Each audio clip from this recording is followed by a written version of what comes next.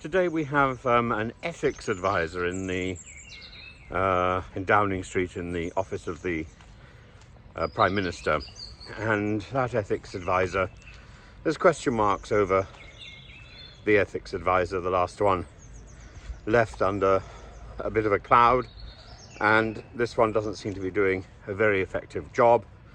They seem to be the poodle of the Prime Minister, to rubber stamp the Prime Minister's plans and give the impression that everything is okay. Well, if the ethics advisor isn't doing his or her job effectively, then it falls to the old ethics advisor to come in to the rescue, and that's the Archbishop of Canterbury, the conscience of the nation.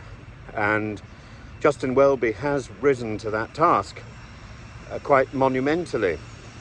He said in the House of Lords that the government is challenging the right of international law to constrain our baser practices, to constrain us. He's right. If we can't constrain ourselves, who can constrain us? Well, if God can't, then it only falls down to the international law. And there is a point at which the law needs to be tested for its moral soundness, and I think the Rwanda Bill falls short of being morally efficacious. And Justin Welby is right to raise question marks about it. The 5 defeats in the House of Lords last night are interesting because they can be dismissed. At least 3 of them can be dismissed as basically the same thing repeated, and that's what you'll hear. You'll hear people say, oh, it's the same thing, it's the same thing, defeated by the same group of Ramonas and liberals masquerading as conservative peers. They're not real conservatives, all that sort of rubbish. These are people whose job it is to test the law, to check whether or not it's technically correct. And part of that technical check is to delay a law which they consider to have been drafted in haste and that defies the traditions of our country. This law definitely does. The fact that it's even going through must be considered a major achievement. As it is, this is a slap in the face to Rishi Sunak. It recognises that the law, as proposed, will never get through, will never be successful.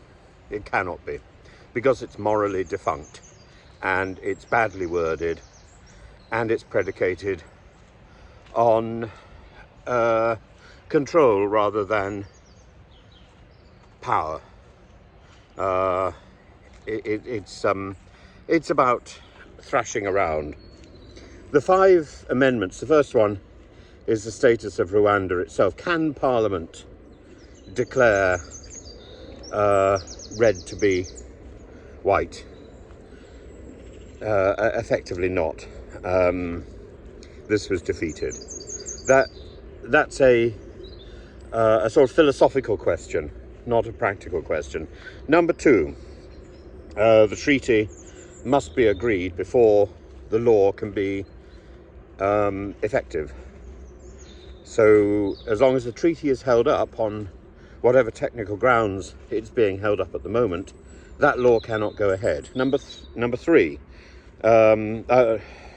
yes, number 3, we have to wait for the independent international law and for international judges to confirm that Rwanda is safe. This is this is about the First Amendment, which was put forward by Lord Vernon Coker, a Labour peer. That went through. That was defeated. Number 4. Rwanda is safe. That concept is allowed, but only if it's challenged. If there's credible evidence that is received that Rwanda is not safe, then that must be considered. So again, the idea that the law will not be involved in any form of deportation, that is fundamentally challenged by the Lords, as it should be.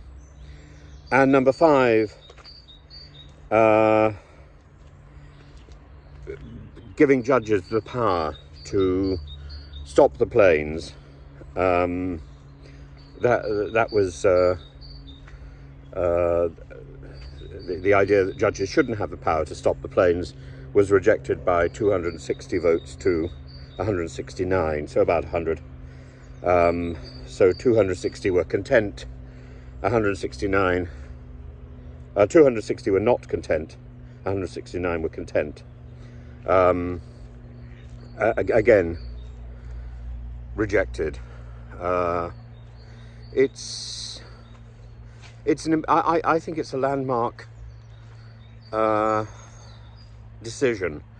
This will define, more than anything else, the fact that Rishi Sunak has no more rope left. He has to go for a general election sooner rather than later. That is the end point here, because he doesn't have any more.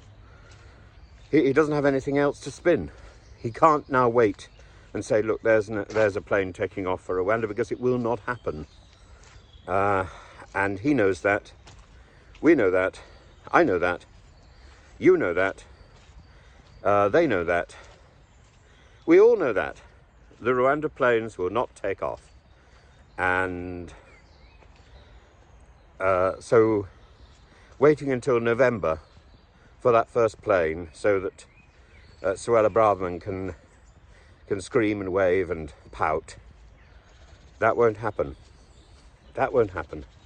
The best thing he could do now is to ditch the idea, get rid of Suella Braverman, cut her loose, let her form her own backbench rebellion. There isn't time to replace him.